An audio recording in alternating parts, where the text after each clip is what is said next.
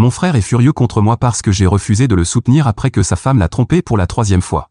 Maintenant, il est sans abri parce qu'elle a demandé le divorce.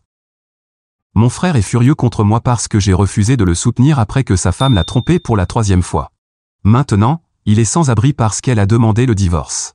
Bonjour tout le monde. C'est une longue et compliquée histoire, mais je vais essayer de la résumer aussi clairement que possible. Je m'appelle Amante, j'ai 32 ans, et mon frère cadet, Ethan, en a 29. Nous avons grandi dans une famille soudée, mais la dynamique a changé ces dernières années à cause des problèmes dans son mariage. Ethan a rencontré Amber, sa femme, il y a 8 ans à l'université. Ils semblaient être le couple parfait, toujours affectueux et plein de rire. Après avoir obtenu leur diplôme, ils se sont mariés, et tout semblait aller bien. Mais il y a 5 ans, Ethan m'a appelé, complètement dévasté, pour me dire qu'Amber l'avait trompé avec l'un de ses collègues. Il était brisé et ne comprenait pas ce qui s'était passé. Après d'innombrables conversations, larmes et tentatives de réconciliation, ils ont décidé de travailler sur leur mariage. Pendant les 2 années suivantes, les choses semblaient se stabiliser. Ethan me disait souvent qu'ils étaient plus heureux que jamais et que cette trahison avait renforcé leur lien. Ils ont même commencé à planifier d'avoir des enfants. Malheureusement, il y a 3 ans, Ethan m'a de nouveau appelé, en larmes. Amber l'avait trompé encore une fois, cette fois avec l'un de ses proches amis. Ce fut un coup encore plus dur. Ethan est tombé dans une profonde dépression, ne quittant presque jamais la maison pendant des mois. Finalement, après beaucoup d'insistance de ma part et de celle de nos parents, Ethan a décidé de pardonner à Amber une fois de plus et de donner une autre chance à leur mariage. Je ne comprenais pas sa décision. Comment pouvait-il lui pardonner après avoir été trahi 2 fois? J'ai essayé de le raisonner, mais Ethan refusait de m'écouter. Il insistait sur le fait qu'il aimait Amber et qu'il ne pouvait pas imaginer sa vie sans elle. Chaque fois qu'elle le trompait, cela devenait un schéma. Ethan venait chez moi, déversait son cœur pendant des heures et racontait tous les détails de leurs problèmes. Puis, quelques semaines plus tard, il essayait de recoller les morceaux avec Amber. Peu importe ce que je disais ou faisais, tout était en vain, car au final, il faisait ce qu'il pensait être juste, et tout recommençait. Le pire, c'est que la première fois, il avait encore des amis avec qui parler, bien que ce ne soit pas nombreux, y compris celui avec qui Amber l'avait trompé. Mais la dernière fois, il avait moins d'amis, et il restait chez moi du moment où je rentrais du travail jusqu'à presque l'heure de me coucher, seulement parce que je lui disais que je devais dormir puisque je devais me lever tôt le lendemain pour le travail. Et pourtant, Ethan continuait à parler de ses problèmes avec Amber, de la façon dont elle le traitait, et de toutes les bonnes choses qu'elle faisait pour lui. Habituellement, il restait 1 ou 2 heures après l'heure où je me couchais normalement. Finalement, 3 semaines plus tard, il a parlé à Amber, et ils ont réussi à résoudre les choses. Alors, cela peut sembler cruel à dire, mais c'était une perte totale de mon temps. Je comprends la douleur que quelqu'un ressent quand il a été trompé, mais cela devrait être un signe de mettre fin à cette relation. Surtout si c'est la 2e fois que ça arrive, mais c'est comme ça qu'Ethan est. Revenons au présent. 2 ans se sont écoulés depuis la 2e infidélité, et honnêtement, je ne pense pas que leur mariage se soit beaucoup amélioré. Ils connaissent encore des hauts et des bas constants, et Ethan vit dans un état de malaise, rongé par la méfiance. Ce qui n'est pas surprenant, compte tenu de tout ce qui s'est passé. Le week-end dernier, Ethan m'a encore appelé, bouleversé. Il m'a dit qu'Amber l'avait trompé une fois de plus, cette fois avec le voisin d'un accent grave côté. Il était dévasté et m'a supplié de venir parler. Mais cette fois, je n'avais plus de patience. J'ai dit à Ethan qu'il devait affronter la situation lui-même et prendre les décisions difficiles nécessaires pour sortir de cette relation toxique. J'aime mon frère, mais je ne peux pas continuer à être son soutien émotionnel alors qu'il refuse d'agir. Chaque fois que je le soutiens et qu'il pardonne à Amber, j'ai l'impression de l'encourager à rester dans un cycle malsain. Alors, j'ai tenu bon et je lui ai dit qu'il ne pouvait pas venir cette fois. Il était temps pour lui de confronter sa réalité et de faire des choix pour son propre bien-être. Je lui ai dit que je le soutenais, mais que je ne pouvais plus le consoler chaque fois qu'Amber lui faisait du mal. Ethan s'est mis en colère contre moi et m'a dit que j'étais une mauvaise sœur de ne pas être là pour lui dans son moment de plus grand besoin. Nos parents m'ont aussi grondé de ne pas être là pour mon petit frère. Oui, ce sont les mots de mes parents, bien qu'il soit un homme de 29 ans. Je pourrais comprendre si c'était son premier chagrin d'amour, à 15 ans, mais c'est un adulte maintenant. Il n'a pas besoin de venir chez moi pour me parler, il doit aller voir un avocat pour divorcer de cet infidèle en série et passer à autre chose. Je suis prête à l'aider de toutes les manières nécessaires, mais seulement s'il prend le bon chemin. Et ne pensez pas que je suis fermé d'esprit. S'il voulait un mariage ouvert et laisser Amber être avec d'autres personnes, c'est son problème. Je pourrais ne pas être d'accord avec cela, mais si cela le rend heureux, qui suis-je pour lui dire de ne pas le faire? Mais il est clair que toute cette situation ne le rend pas heureux. Et bien qu'il n'ait pas consenti à un mariage ouvert, c'est pratiquement ce qu'Amber semble faire. Cependant, Je suis ici pour demander, aurais-je dû le réconforter malgré tout? Ou ai-je fait la bonne chose en fixant des limites dans cette situation toxique? Je pense que j'ai raison, mais je veux aussi entendre les conseils de personnes qui ont vécu une situation similaire. Par exemple, un membre de la famille ou un ami qui ne veut pas écouter vos conseils concernant une ou plusieurs infidélités, comme c'est le cas ici. Une amie m'a raconté une situation similaire lorsqu'elle a essayé d'aider une amie dont le petit ami la trompait, et elle l'a découvert. Mais quand elle a essayé de le dire à son amie, non seulement cette dernière ne l'a pas cru, mais elle l'a aussi coupé de sa vie. Et mon amie était très sûre de ce qu'elle avait vu. Mise à jour, je ne sais pas si c'est pertinent, mais on m'a posé des questions sur ma relation avec Amber. C'est une relation normale entre belles-sœurs. Nous ne sommes pas meilleurs amis, mais nous ne nous entendons pas mal non plus. Le seul problème que j'ai avec elle, c'est qu'elle est infidèle, et je déteste les infidèles. Cela me pose aussi problème, parce que si je réconforte Ethan et que je dis quelque chose de négatif sur Amber, ce qu'elle mérite, rien n'empêche qu'au moment où ils se réconcilient, ce qui est très probable, cela se retourne contre moi. Et sans aucun doute, je préfère éviter tout type de drame. Quelque chose de similaire s'est produit lors de sa première infidélité, et c'était assez inconfortable lors des réunions de famille entre nous. Donc, lors de sa deuxième infidélité, je me suis contenté d'acquiescer et de dire des choses comme « tout ira mieux ». Après des heures et des heures de la même chose, il n'y avait pas grand-chose d'autre à dire. Mise à jour 1. Tout d'abord, je tiens à remercier tous ceux qui ont pris le temps de commenter et de partager leur avis sur ma situation. Lire vos conseils, et surtout vos expériences, m'a fait me sentir mieux. De plus, le consensus général a été que j'ai bien fait de ne pas continuer à cautionner le comportement de mon frère, donc je n'ai pas été là, méchante, dans toute cette histoire. Après mon dernier message, je peux vous dire que, comme je le craignais, Ethan s'est remis avec Amber après environ 2 semaines et demie. Malgré tous mes efforts pour lui faire comprendre que cette relation est toxique et nuisible pour lui, Ethan ne peut pas, ou ne veut pas, voir la réalité. Je le lui ai dit lors des 2 dernières infidélités, et je le lui ai redit la dernière fois qu'il m'a appelé. Cela me fait profondément mal de le voir continuer à sombrer dans ce cycle de tromperie et de trahison. Je sais que je l'aime et que je ne veux que le meilleur pour lui, mais parfois, j'ai l'impression d'essayer de puiser de l'eau dans un puits sans fond ou de sauver un bateau en train de couler. Mais la vérité est que je ne peux plus continuer à être le soutien émotionnel d'Ethan chaque fois qu'Amber lui fait du mal. J'ai l'impression qu'en faisant cela, tout ce que je fais, c'est prolonger sa souffrance et l'empêcher de prendre les décisions qu'il doit vraiment prendre pour guérir et reconstruire sa vie. Je sais que ma position peut sembler dure ou insensible, mais je vous assure que ce n'est pas le cas. J'aime mon frère, et cela me fait profondément souffrir de le voir passer par tout cela. Mais je crois que parfois, le véritable acte d'amour consiste à dire les choses telles qu'elles sont, peu importe à quel point cela peut être douloureux. En fait, ce n'est pas facile pour moi, surtout depuis que j'ai refusé de le réconforter cette fois-là, et qu'Ethan a cessé de me parler, tout comme nos parents. Je suppose qu'ils sont toujours fâchés contre moi de ne pas avoir été là pour le soutenir. Donc, bien que je n'ai eu aucun contact avec Ethan ou mes parents depuis lors, je reste ferme dans ma position.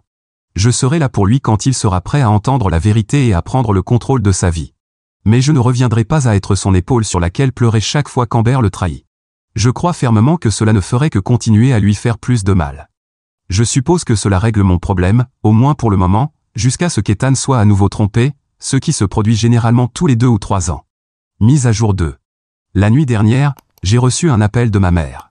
C'était une conversation très intense, où nous avons exploré en profondeur tout ce qui se passe avec mon frère Ethan et son mariage avec Amber. Au début, ma mère était très en colère contre moi parce que je n'étais pas allé réconforter Ethan lorsqu'il m'a demandé de le faire. Elle a dit que je devrais être là pour lui dans des moments aussi difficiles, peu importe combien de fois Amber l'a trompé. Elle m'a reproché d'être une mauvaise sœur et de ne pas soutenir mon petit frère. J'ai essayé de lui faire comprendre mon point de vue, en expliquant que, même si je comprends la souffrance d'Ethan, continuer à le réconforter à chaque fois que cela arrive ne fait que le maintenir piégé dans un cycle toxique. Je lui ai dit que je crois fermement qu'au fil du temps, Ethan doit prendre la décision de mettre fin à cette relation pour son propre bien. Après une longue discussion, ma mère a finalement admis que j'avais peut-être raison. Elle a convenu que la situation ne pouvait pas continuer ainsi et qu'Ethan devait se réveiller et voir la réalité de ce qu'Amber lui fait. Elle a reconnu qu'en le soutenant aveuglément, nous avons peut-être causé un tort encore plus grand. Cependant, celui qui n'est toujours pas convaincu, c'est mon père. Il insiste sur le fait que nous devons être là pour Ethan, peu importe combien de fois il retourne vers Amber. Il dit qu'en tant que famille, c'est notre devoir de le soutenir et de ne pas le laisser seul dans ces moments. J'ai essayé de lui faire comprendre que parfois, le vrai soutien n'est pas de consoler, mais de confronter. Que si nous voulons vraiment aider Ethan, nous devons être courageux et lui faire face à la réalité, aussi dure soit-elle. Mais mon père refuse d'écouter. Finalement, ma mère m'a dit qu'elle comprenait ma position et qu'elle pensait que j'avais bien fait de refuser d'aller réconforter Ethan cette dernière fois. Elle m'a demandé de rester ferme dans ma décision et a confiance qu'avec le temps, mon père comprendra lui aussi que c'est ce qu'il y a de mieux pour Ethan. Je sais que cette situation reste très compliquée et que je n'ai toujours pas eu de contact avec Ethan. Mais je me sens un peu plus soulagé de savoir qu'au moins, ma mère commence à comprendre mon point de vue. Mon père, c'est une autre histoire, mais c'est probablement parce qu'Ethan a toujours été plus proche de mon père, tandis que j'ai toujours été plus proche de ma mère. C'est parce qu'ils allaient toujours à la pêche ou au parc, tandis que ma mère et moi étions plus connectés sur des choses liées aux femmes. Mise à jour, beaucoup de gens me demandent si ma mère a été infidèle à mon père et si mon père lui a pardonné, suggérant qu'Ethan suit peut-être le même schéma. Et non, ma mère n'a pas trompé mon père, j'en suis sûr. En fait, les infidélités d'Amber ont tendu la relation qu'elle avait avec ma mère. Bien que ma mère ait toujours essayé de tout apaiser, c'est pourquoi elle a fait des efforts pour bien s'entendre avec Amber après les incidents. Mais au bout du compte, personne ne veut s'immiscer dans la relation de quelqu'un d'autre, ça nous fait juste mal de le voir souffrir, et nous ne voulons que le meilleur pour lui. C'est pourquoi ma mère veut que nous soyons là pour mon frère, parce que même si cela lui fait mal, elle ne veut pas non plus que nous l'abandonnions. Mise à jour 3. Cela fait environ 2 mois depuis mon dernier message, et je dois dire que les choses ont pris un tournant encore plus compliqué concernant la situation avec mon frère Ethan. Pour commencer, je peux vous dire que la dernière infidélité d'Amber n'était pas simplement un écart occasionnel. D'après ce qu'Ethan m'a raconté, Amber est en réalité amoureuse de leur voisin et veut quitter le mariage pour être avec lui. Je le sais parce qu'Ethan vit maintenant chez mes parents, ce dont je parlerai plus tard. Ethan m'a expliqué que, lorsqu'il a découvert l'infidélité il y a quelques mois, il avait remarqué des choses étranges, comme rentrer à la maison et trouver leur voisin à l'intérieur. Rien d'inhabituel, juste en train de parler avec Amber dans le salon. Mais avec l'historique d'Amber, Ethan était méfiant. Alors Ethan a décidé de vérifier le téléphone d'Amber dès qu'il le pouvait, et c'est là qu'il a trouvé une série de messages prouvant qu'Amber et leur voisin entretenaient effectivement une relation secrète. Il n'y avait que quelques messages, car il a dit qu'il était évident qu'elle supprimait la conversation, mais il était clair ce qui se passait. Immédiatement, il l'a confronté et a pu confirmer la vérité. C'est là que commence mon histoire, car il m'a appelé pour dire qu'il voulait venir chez moi pour parler. Mais après cela, ils ont suivi le même schéma, il quitte la maison, Amber le harcèle pendant quelques semaines, et il finit par retourner vers elle. Mais après avoir vécu ensemble à nouveau pendant un certain temps, Amber lui a dit un jour qu'elle était en fait amoureuse du voisin et qu'elle ne voulait plus essayer de sauver leur mariage, qu'elle voulait divorcer. Ethan était dévasté. Il a essayé de convaincre Amber de lui donner une autre chance et de sauver leur mariage, mais elle est restée ferme dans sa décision. Finalement, il y a une semaine, Ethan a emménagé chez nos parents, car Amber lui a dit qu'elle ne comptait pas arrêter de voir ce voisin pendant que le divorce était en cours. Le pire, c'est qu'apparemment, ils vivent dans un état où le divorce pour faute n'existe pas, ce qui signifie qu'Ethan ne pourra pas divorcer pour cause d'infidélité. Cela va compliquer beaucoup les choses, car Amber aura droit à la moitié de tous les biens qu'ils ont accumulés pendant leur mariage. Je sais tout cela parce que ma mère me l'a dit. Je n'ai pas encore parlé à Ethan, bien que j'ai discuté avec mon père à quelques reprises, et maintenant on pourrait dire qu'il est de mon côté. D'un autre côté, ma mère pense que je devrais lui rendre visite maintenant et le consoler, mais j'ai encore des doutes à ce sujet. Je veux dire, il va divorcer, mais pas parce qu'Ethan l'a décidé, mais parce qu'il n'a pas d'autre choix. Si j'apprends quelque chose de nouveau, je vous donnerai une nouvelle mise à jour. Mise à jour 4. Cela fait quelques semaines depuis ma dernière mise à jour, et je dois dire que les choses avec Ethan ont empiré. Il y a quelques jours, j'ai finalement décidé de rendre visite à mon frère chez nos parents. Je ne pouvais tout simplement plus rester à l'écart, sachant le moment terrible qu'il traversait. Quand je suis arrivé, l'image que j'ai vue m'a brisé le cœur. Ethan était un véritable désastre. Son apparence était négligée, il avait plusieurs jours de barbe, et il était évident qu'il n'avait pas bien dormi depuis des semaines. Il ressemblait à un fantôme de lui-même.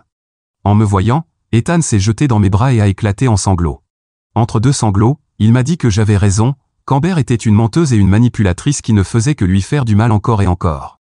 Il m'a remercié de ne pas l'avoir encouragé à lui pardonner cette fois-ci et d'avoir fixé des limites. Honnêtement, à ce moment-là, j'étais très tenté de lui dire « je te l'avais dit », mais je me suis retenu. Cela n'aurait servi à rien de tirer sur un homme déjà à terre. Je sais que cette communauté aime les revanches, mais cela ne m'aurait pas rendu plus heureuse de le faire, il ne m'a rien fait de mal, à part être une nuisance plaintive. Ethan souffrait terriblement, et il n'avait pas besoin que je lui rappelle que j'avais eu raison depuis le début. À la place, je l'ai serré fort dans mes bras et j'ai essayé de lui offrir tout mon soutien et mon réconfort. Je lui ai dit que j'étais profondément désolé pour tout ce qui se passait, mais que maintenant, l'important était qu'il se concentre sur sa guérison et la reconstruction de sa vie. Je lui ai dit que la meilleure chose que je pouvais faire maintenant en tant que sœur était de l'aider à trouver un bon avocat. J'en connais quelques-uns, mais ils ne traitent pas les affaires de divorce, bien que je sois sûr qu'ils peuvent me référer à quelqu'un. Je sais qu'Amber veut garder la maison et que même le voisin y habite maintenant. Je lui ai dit qu'il devait y retourner, car c'est sa maison. Il ne peut pas continuer à être le paillasson d'Amber et à la laisser s'en sortir à chaque fois. Tant que le divorce n'est pas finalisé, il doit y retourner et revendiquer ses droits. Si elle veut être avec l'autre homme, elle devrait le faire ailleurs ou attendre après le divorce. Je lui ai aussi dit qu'il devrait se battre pour la maison, car étant donné le quartier où ils vivent, la maison vaut plus que les autres biens qu'ils possèdent. Et je sais qu'il a contribué davantage à l'hypothèque, car c'est quelque chose qu'il avait mentionné les fois où je l'avais consolé par le passé. Pour l'instant, je ne sais pas ce qu'Ethan fera de tout cela, mais je suis plus que disposé à l'aider dans cette situation si nécessaire. Bien que je ne nie pas que l'idée de confronter une tricheuse comme Amber me plaît, surtout maintenant que je n'aurai plus jamais à voir son visage. Mise à jour 5. Eh bien, préparez-vous, car ça va être un peu long. Ethan et moi sommes allés chez lui et avons confronté Amber. Nous y sommes allés samedi matin, car nous savions que le voisin ne serait pas là plus qu'il travaille. Nous avons choisi ce moment pour éviter que les choses ne deviennent violentes d'une manière ou d'une autre. Cependant, ce n'était pas notre plus gros problème ce jour-là, c'était ce qui s'est passé lorsque nous sommes arrivés et avons essayé d'ouvrir la porte. Nous n'avons pas pu, la clé ne fonctionnait pas. Alors, nous avons frappé à la porte et crié pour qu'Amber ouvre, car nous savions qu'elle était là puisque sa voiture était garée dans l'allée. Finalement, elle a répondu, mais elle n'a pas ouvert la porte, car selon elle, c'était désormais sa maison, donc Ethan n'avait pas de raison d'y être. Ce qui était ironique, car mon frère avait encore des affaires dans la maison. Quand Ethan est parti, il n'avait pris que quelques vêtements, mais il avait laissé de nombreux biens derrière lui, que nous avons ensuite découvert qu'Amber avait mis dans des cartons et stockés dans le garage. Nous avons essayé de négocier avec elle pour qu'elle nous laisse entrer, mais comme elle ne voulait pas écouter raison, nous avons dû appeler la police. Après environ 30 minutes, une patrouille est arrivée, et nous avons tout expliqué. Heureusement, l'avocat à qui j'avais parlé avant d'aller chez Ethan nous avait conseillé de nous rendre au bureau de l'enregistrement du comté pour obtenir une preuve de propriété. Et comme la maison était au nom d'Ethan et d'Amber, il a été facile de prouver qu'elle appartenait aussi à Ethan. Ainsi, les policiers ont frappé à la porte, et après s'être présentés, elle l'a ouverte. Elle a essayé d'expliquer sa version de l'histoire, mais comme elle n'avait pas beaucoup de base légale, l'un des agents lui a dit qu'elle pouvait rendre les choses faciles en laissant entrer Ethan ou choisir la voie difficile. Finalement, elle a accepté de nous laisser entrer. Un policier lui a également demandé de fournir une copie de la clé pour qu'Ethan puisse en faire une. Nous avons pu voir qu'à l'intérieur, il y avait des choses qui n'appartenaient pas à Ethan et qui étaient clairement celles du voisin, car ce n'étaient pas des objets qu'Amber utiliserait, comme des clubs de golf. C'est alors que nous avons aussi découvert que les affaires d'Ethan avaient été déplacées dans le garage au lieu de rester dans sa chambre. Ethan a dit à Amber que si elle voulait vivre avec le voisin, elle devrait déménager chez lui ou attendre que le divorce soit finalisé. Amber a dit qu'elle n'allait rien faire de tout cela parce que la maison était désormais la sienne. Mais je lui ai répondu que, sauf si elle pouvait payer la moitié de la valeur de la propriété, la maison devrait être vendue ou qu'Ethan pourrait l'acheter. C'est l'avantage de consulter un avocat à l'avance. Elle pensait que sa moitié des biens inclurait la maison, mais ce n'est pas comme s'ils avaient d'autres biens à diviser, donc elle se montrait un peu trop optimiste. Ethan ne voulait pas continuer à payer l'hypothèque sans pouvoir vivre dans la maison, et elle n'était pas en mesure de payer seule l'hypothèque, donc nous étions dans une impasse. Après quelques heures de discussion avec Amber, elle a accepté qu'Ethan vive dans la chambre d'amis, mais le voisin ne pourrait pas vivre là avec eux. Je ne pense pas que ce soit la situation idéale, mais compte tenu des circonstances, c'est le mieux qu'ils peuvent faire pour le moment. Payer un loyer en plus de l'hypothèque de la maison ne serait pas juste pour Ethan. En ce qui concerne la maison, je ne sais pas ce qui va se passer parce qu'ils n'ont pas pu se mettre d'accord sur ce qu'il fallait en faire après le divorce. Je sais qu'Ethan ne la veut pas, mais il ne peut pas non plus vivre chez nos parents pendant le divorce. Et quitter la maison, alors que son nom est sur l'hypothèque et qu'Amber ne la paie pas, ne lui convient pas non plus. Je pense que la vendre est la meilleure option, mais ce n'est ni mon mariage ni ma maison. Quand j'en saurai plus, je mettrai probablement à jour ceux qui pourraient être intéressés, bien que si personne dans les commentaires ne demande, je ne ferai pas d'autres mises à jour sur le sujet. Mais revenons à ceci, nous discutions de certains détails lorsque le voisin est arrivé, et les choses se sont un peu échauffées. D'abord, il a demandé ce qu'Ethan faisait là et qui j'étais. Mais après que nous ayons répondu, il ne voulait pas quitter la maison. Ethan lui a dit qu'il avait une demi-heure pour rassembler ses affaires ou qu'il les mettrait dehors, et Amber disait qu'il fallait lui donner plus de temps. Tout cela pendant que le voisin criait qu'il n'allait pas quitter la maison puisqu'il était maintenant avec Amber et qu'elle n'aimait plus Ethan. Ethan a dit qu'il pouvait appeler la police à nouveau si le voisin préférait cette option, et Amber a répondu qu'il n'y avait pas besoin de faire cela. Je raconte cela simplement et brièvement, mais le moment était chaotique et agaçant parce que ce type était très irritant. Je ne sais pas ce qu'Amber lui trouvait, car on peut appeler mon frère par beaucoup de noms, comme l'ont fait les gens dans les commentaires, mais à côté de cet homme, il n'y a pas de comparaison. Cet homme est plutôt irrespectueux. Bref, pour faire court, le voisin a rassemblé ses affaires et est parti. Heureusement, personne n'en est venu aux mains ni à rien de ce genre, bien que j'ai eu envie de le frapper. C'est le genre de personne qui vous donne envie de la gifler, mais je me suis retenu. Ensuite, nous sommes partis avec Ethan, moi chez moi et lui chez nos parents pour rassembler ses affaires et retourner chez lui. Il vit là-bas maintenant, et autant que je sache, le voisin n'a pas rendu visite. Je sais qu'il pourrait encore venir quand Ethan est au travail ou autre, mais au moins, il ne vit pas là. Mise à jour 6. Avant de commencer, je dois répondre à tous ceux qui disaient qu'Ethan allait retourner avec Amber, mais cela ne s'est pas produit. J'avais aussi mes doutes, surtout dans les dernières étapes du divorce, mais nous y voilà. C'est bien de voir que mon frère a enfin vu Amber pour ce qu'elle est vraiment, même si c'était un peu tard. Pour commencer, car il y a beaucoup à raconter, Amber et le voisin ne sont plus ensemble. Je ne sais pas ce qui s'est passé entre eux, je ne veux pas demander ni même savoir. C'est pour cela que j'étais inquiète qu'Ethan puisse retourner avec elle, mais cela ne s'est pas produit. Je suppose que les miracles existent.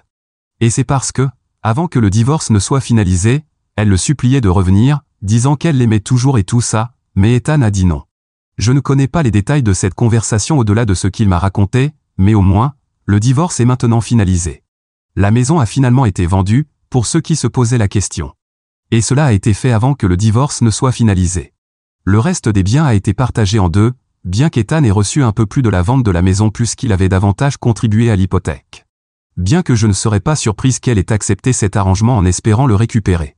Je ne connais pas les détails exacts du divorce, et je n'ai pas demandé, je suis juste contente que tout cela soit terminé. En ce qui concerne la vente de la maison à l'avance, je pense que c'était la meilleure décision parce qu'Ethan a pu déménager et n'a pas eu à vivre là avec son ex, ce qui était une situation toxique. C'est pendant cette étape, après la vente de la maison, qu'Amber a mis fin à sa relation avec son petit ami et a commencé à essayer de revenir avec Ethan. J'ai mes spéculations que la maison avait quelque chose à voir avec tout cela, mais ce ne sont que des spéculations. Je suis fier que mon frère ait enfin ouvert les yeux, et j'espère qu'il les gardera ouverts à l'avenir, surtout en rencontrant quelqu'un de nouveau. Sinon, vous me retrouverez ici pour me plaindre de mon frère.